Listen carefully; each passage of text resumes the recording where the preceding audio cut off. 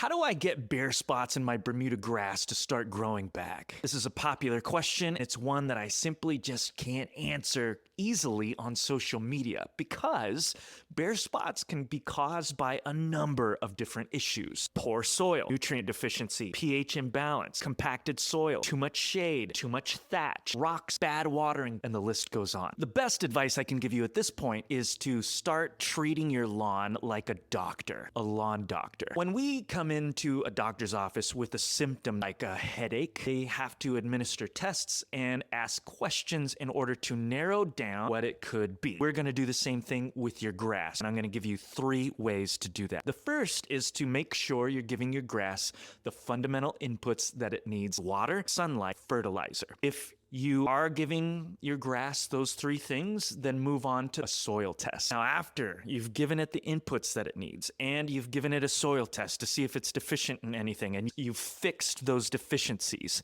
and you still haven't solved the bare spot issue, begin narrowing it down with some of these one-off situational issues, like it could be rocks, or just do a screwdriver test to see if you hit any. Could be that your soil is too compacted. I like to do the chopstick test where I take a wooden chopstick and I poke the grass after I've watered it to make sure that the tip of the chopstick is moist, telling me that the water is making its way down to the root level. You can measure the thatch. There's all sorts of one-off situations that we could do. The point is, for bare spots, when we don't know what the issue is, I like to start broad. Is the grass getting the inputs that it needs? And if so, is the soil getting the nutrients that it needs? And if those 2 don't work, then we can diagnose further, but I would start there.